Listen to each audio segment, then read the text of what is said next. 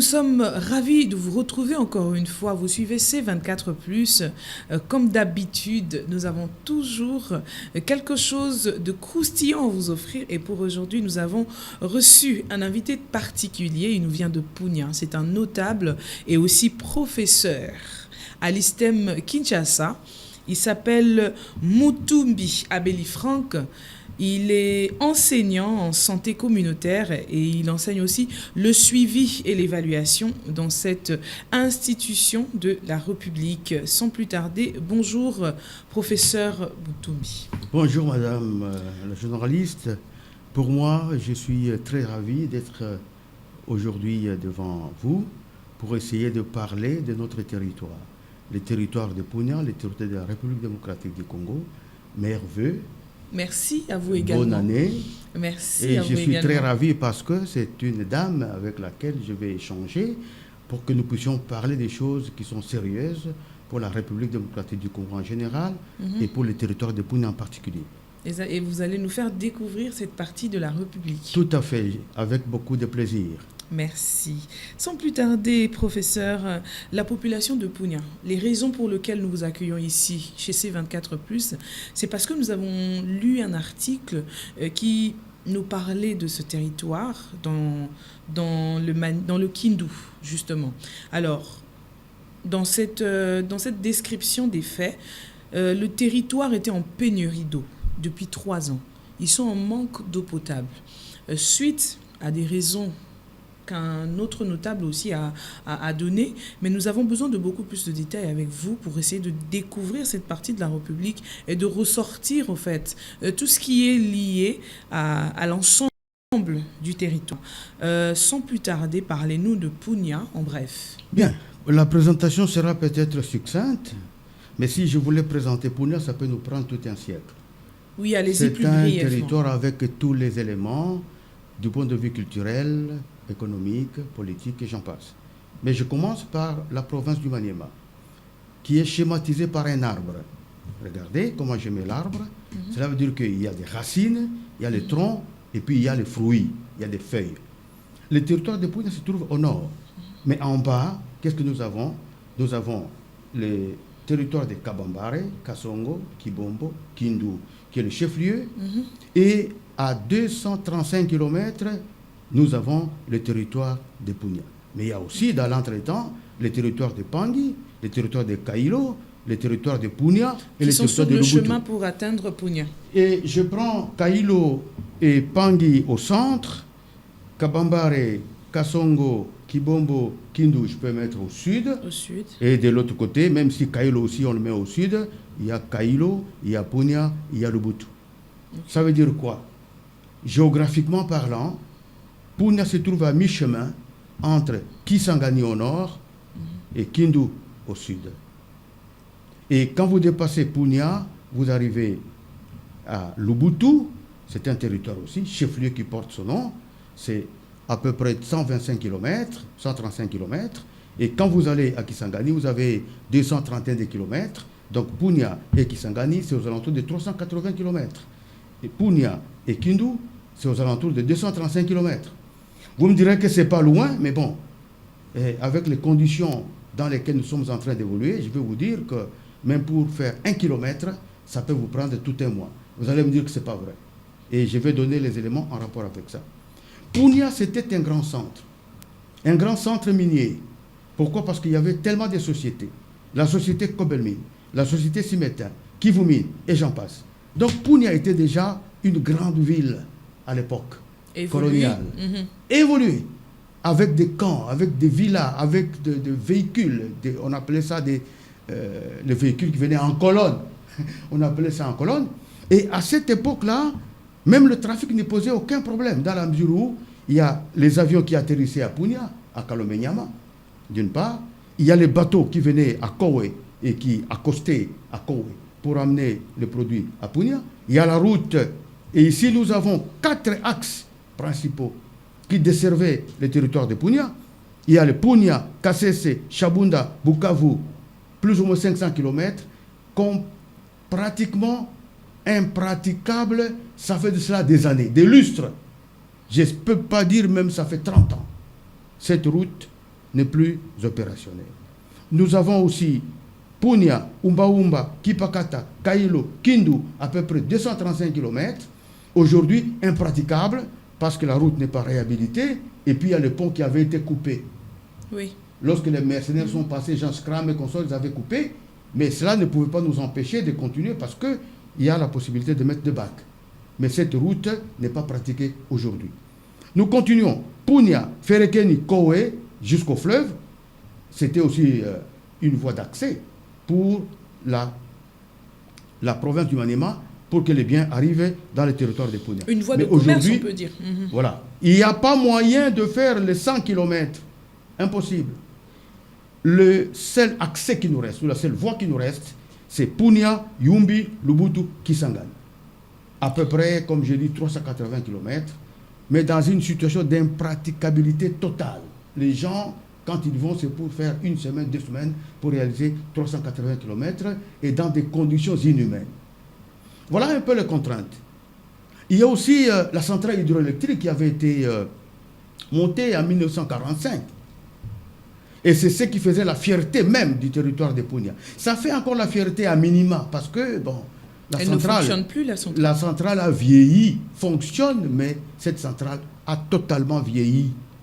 Du moins, elle arrive quand même à donner ça de l'électricité. Ça donne Kain-Kaan, comme on dit, Kain-Kaan, avec le délestage qu'on n'a jamais connu.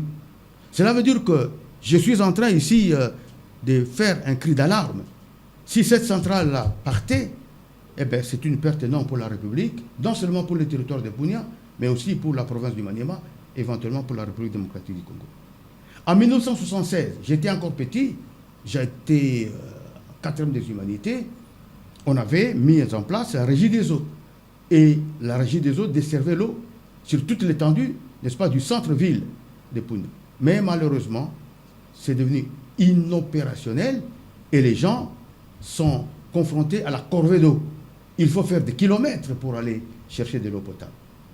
Qu'est-ce que je peux encore dire? Par rapport aux opportunités, Punia, qu'est-ce que nous n'avons pas?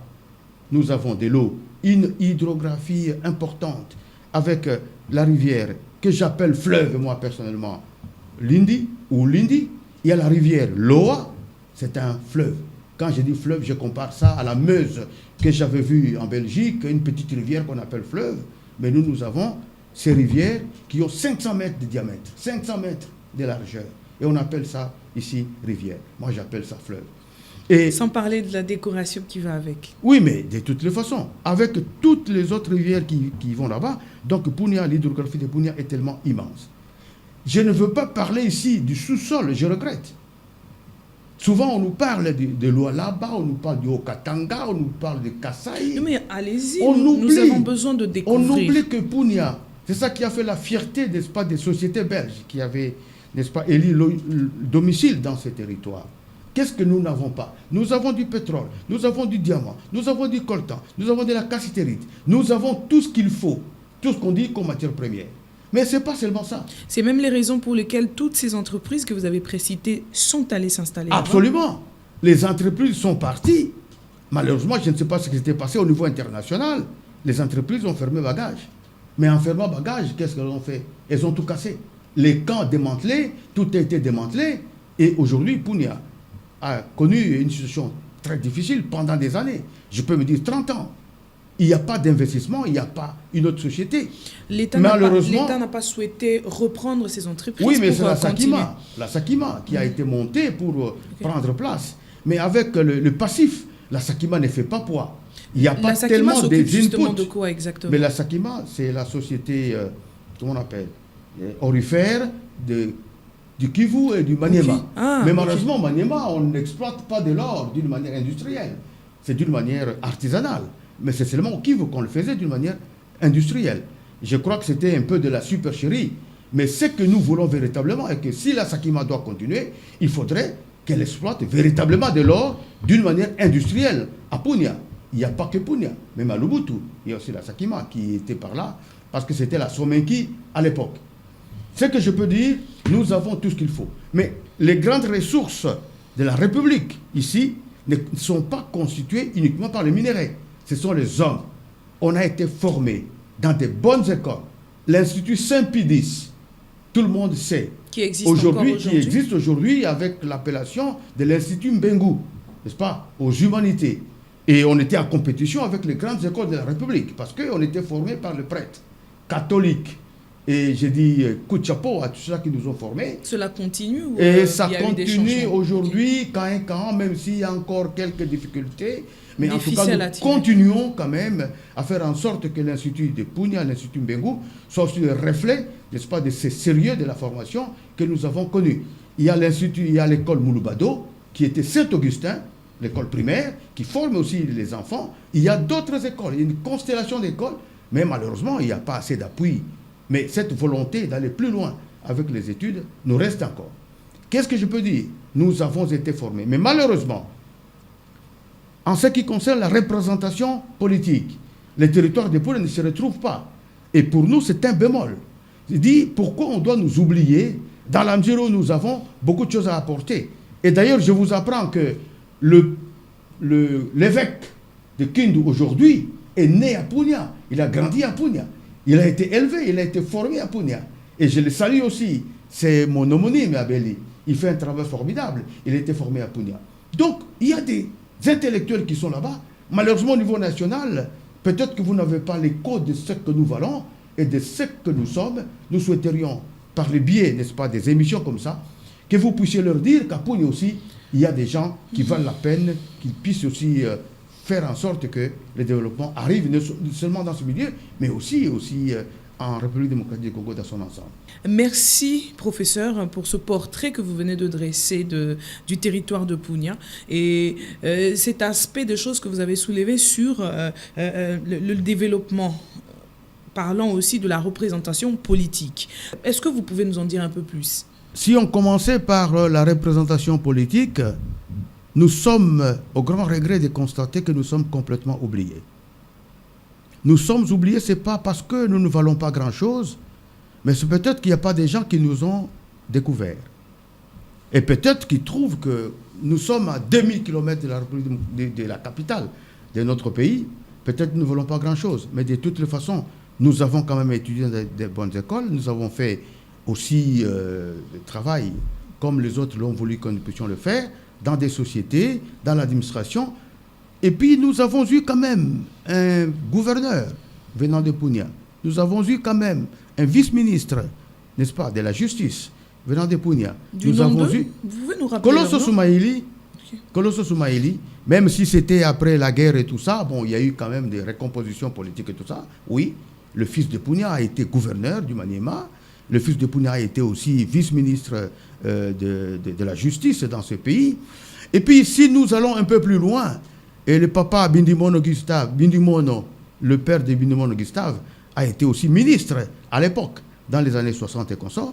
Donc, Punia était représenté, mais malheureusement, après un certain temps, si nous prenons les 18 ans de règne des gens qui sont passés il n'y a pas longtemps, moi je ne veux pas du régime Kabila, et Punia ne s'est pas retrouvé du tout. Il y a seulement peut-être Gustave Bindimono qui était à la plénière de la CENI, c'est tout. Mais aucun représentant de Punia, n'est-ce pas, n'a pu obtenir un poste quelconque pour qu'il puisse montrer de quoi il est capable. Vous estimez que c'est pourquoi? Quelles sont les causes? Bon, les causes, moi je n'en sais rien du tout. Je crois peut-être que nous ne nous battons pas assez. Vous vous êtes relâché. D'une part. Et d'autre part, je sais que nous sommes dans un processus. Et je pense avec ce que le président est en train de dire, parce qu'il voudrait la représentativité, il y a 145 territoires, et Punia fait partie de ces 145 territoires, il n'y a pas de raison que Punia ne soit pas représenté. Même pour la petite territoriale, il n'y a aucun enfant de Punia qui a été nommé administrateur, même principal, même chargé des finances, même chargé de l'administration. Et vraiment, c'est une honte. Ce n'est pas une honte pour nous, c'est une honte pour les gens qui ont fait de leurs propositions. Ils ont complètement omis un territoire, n'est-ce pas, qui est le 145 territoire de la République démocratique du Congo. Et 20 000 km², c'est ce que représente le territoire de Punia. C'est presque la superficie du Rwanda, quand même. Et puis, après tout ce que je viens de dire, le sol, le sous-sol, c'est un milieu paradisiaque. Donc, on ne peut pas négliger un endroit comme ça. C'est pour ça que je dis, les gens qui vont se battre pour le diamant au Kasaï, ceux-là qui vont se battre pour le coltan ailleurs, ces gens qui vont se battre pour le cuivre ailleurs, qu'ils comprennent aussi que Punia, et je vous assure, il y a un triangle, Punia, Walikale, Chabunda, je vous assure que c'est un endroit idéal et idyllique pour le développement. Les gens qui ont de l'argent, s'ils sont en train de me suivre, il faudrait qu'ils fassent tout pour qu'ils aillent investir dans ces milieux-là. Et ils ne seront pas déçus parce que chez nous, à Punia, nous sommes tellement hospitaliers, nous aimons les gens, nous sommes avec les gens. Et c'est pour cela qu'il y avait tellement de sociétés, parce que les gens qui travaillaient dans ces sociétés-là venaient du nord, du sud, de l'est et de l'ouest. Donc nous sommes accueillants et nous vous attendons bras ouverts et essayez de venir investir à Punia et vous ne serez pas déçus. Alors, professeur, j'ai une autre question qui reste, c'est comment faire pour développer ce territoire? Merci, madame. On ne développe pas si on ne respecte pas les droits, les devoirs et obligations. En ce qui nous concerne, nous attendons de la République parce que nous avons des attentes et des besoins à satisfaire. Et ça fait de longues années qu'on n'a pas tenu compte de nos droits, de nos attentes, de nos besoins. Nous ne sommes pas en rébellion. Nous exhortons les autorités pour qu'ils comprennent que nous sommes des humains comme les autres. Et nous sommes des Congolais comme les autres. Punia, c'est un territoire parmi les 145 territoires de la République démocratique du Congo.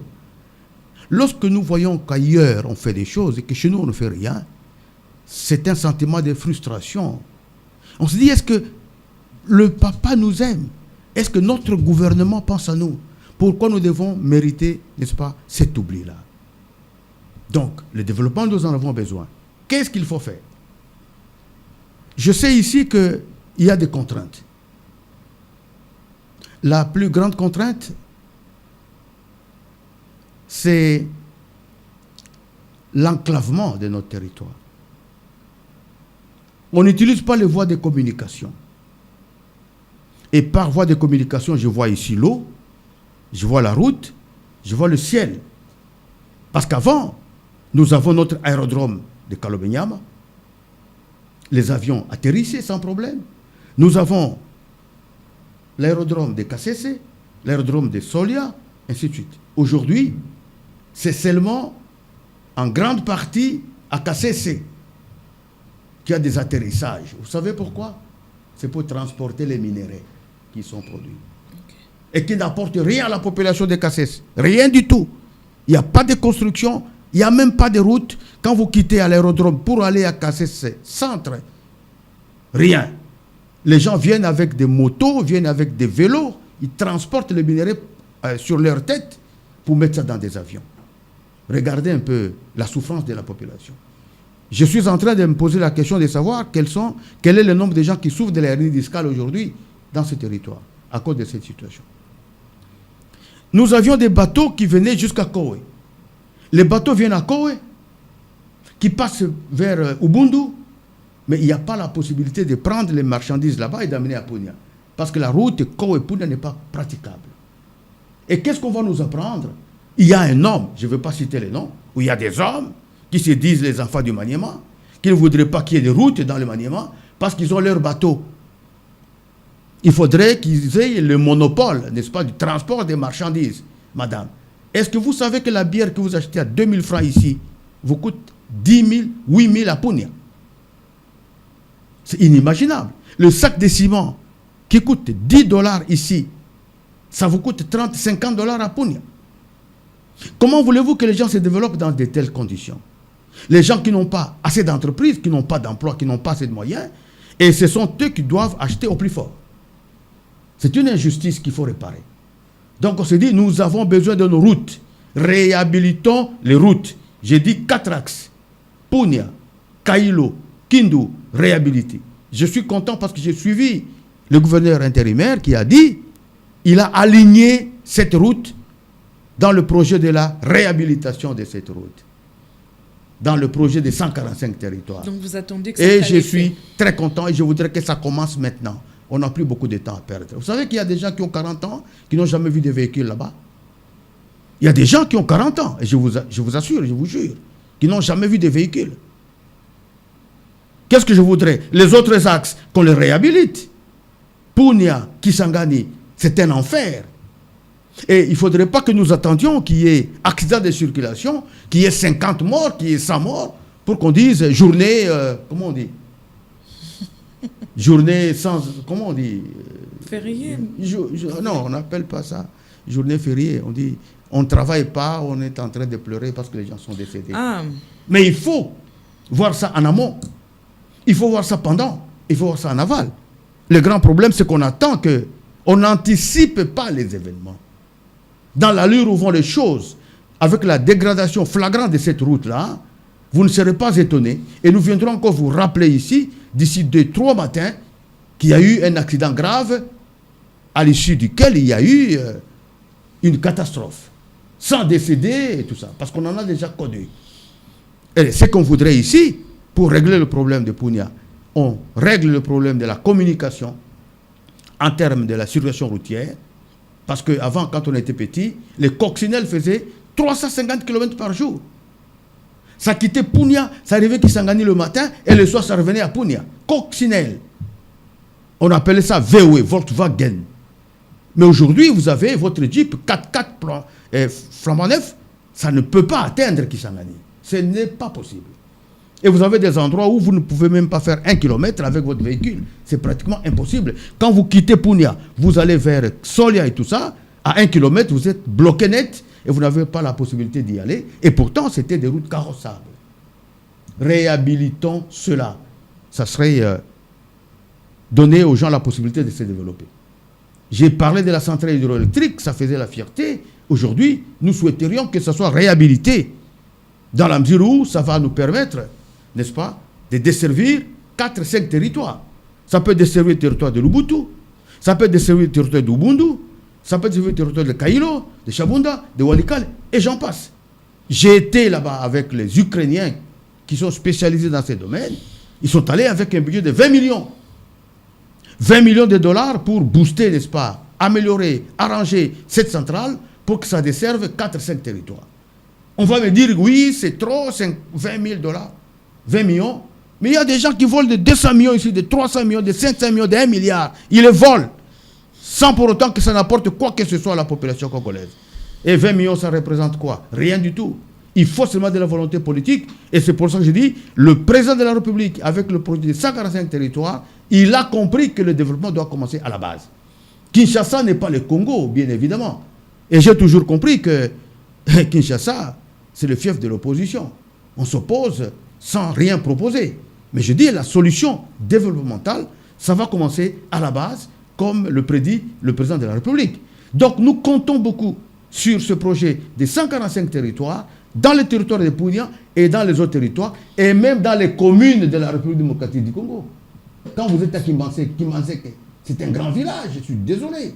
Quand vous êtes à Mongafoula dans les fins fonds, c'est un grand village. Vous êtes au Kanluka, nous avons besoin aussi qu'il y ait de l'argent qu'on mette, n'est-ce pas, non seulement à Punia, mais aussi dans ces entités, pour que le développement global, intégral, soit démis dans notre pays.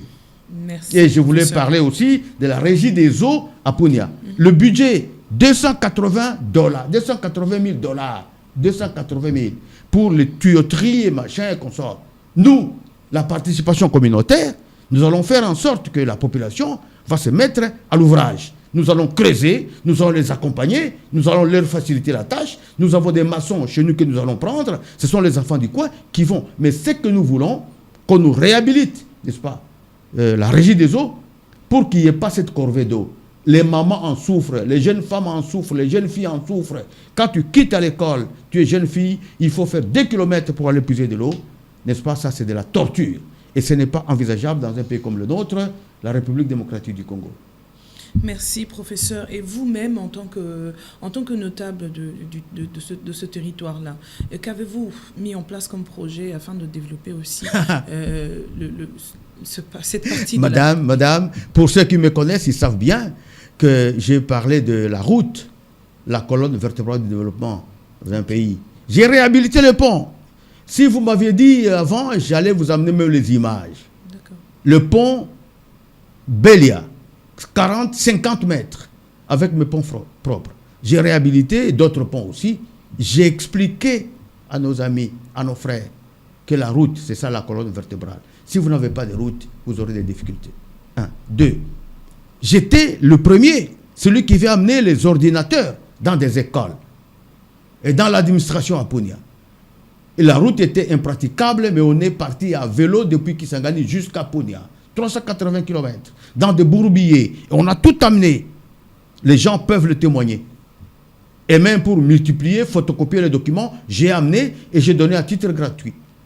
J'ai amené une machine parce que j'ai compris que même pour enterrer les gens, on n'a pas de cercueil, on n'a pas du bois. Il faut qu'il y ait du bois pour enterrer les nôtres en tout honneur. J'ai amené le matériel. Qu'est-ce que j'ai fait? J'ai distribué le bois dans des églises, dans des écoles et j'en passe. Ici, ce n'était pas pour me vanter. Ce n'est pas pour me vanter parce que vous m'avez posé la question. C'est ce que je dis. J'ai fait bien des choses, même si ce n'est pas lourd. Bon, on ne peut pas dire que ça a développé complètement le pays, mais j'ai apporté ma contribution. Et je ne suis pas le seul. J'ai fait ce que j'ai pu. Ça, c'est un. Et puis de deux, je suis professeur. J'ai formé combien de gens là-bas? Et d'ailleurs, je peux bien vous dire, sans me contredire, que je suis le premier docteur à thèse à Punia. Et j'ai valorisé le territoire de Punia. Entrez dans Google, tapez seulement Punia, thèse doctorale, vous allez voir. Les nouvelles approches du management de la santé, le cas de la République démocratique du Congo. Cas de Punia en République démocratique du Congo. Donc j'ai valorisé Punia, mon territoire. Merci, professeur. C'était un plaisir de vous avoir sur ce plateau et surtout pour nous brosser ce portrait de ce territoire. Vous avez un autre plaidoyer à faire? Je voudrais dire ceci, le pouvoir ne peut pas être dans la rue. Le pouvoir ne peut pas être dans la rue et ne peut pas rester dans la distraction. Tout s'est fait au niveau central, au niveau du gouvernement central. Je ne peux pas comprendre que pendant tout ce temps, qu'on n'ait pas un gouverneur reconnu, qui a tous les attributs du pouvoir. Je me dis alors, qu'est-ce que nous attendons? Parce que si on est intérimaire, on a les mains liées. Je souhaiterais moi personnellement, en ce qui me concerne, qu'on confirme l'intérimaire aujourd'hui, qu'il soit gouverneur, parce qu'il a quand même dirigé pendant X temps, il a représenté la province partout là où le gouverneur devrait le représenter. Il a une certaine notoriété, il a la lecture, n'est-ce pas, de la gestion de la province pendant X temps. Il nous reste 11 mois pour les élections. Je trouverais quand même des mauvaises lois que bientôt, là, qu'il y a encore des élections de gouverneurs. Comme Mouillet, je viens de démissionner de l'autre côté, pour confirmer celle qui était intérimaire, j'aimerais, moi, en ce qui me concerne, qu'on confirme Idriss Afani Mangala pour qu'il soit gouverneur et que les autres attendent les élections qui profitent à l'horizon, qui vont se faire le 20 décembre 2023. Merci pour votre proposition. Merci beaucoup. Merci, fidèles téléspectateurs, de nous avoir suivis. Merci d'être restés fidèles à C24+, pour plus d'informations. Je vous retrouve très prochainement. Au revoir.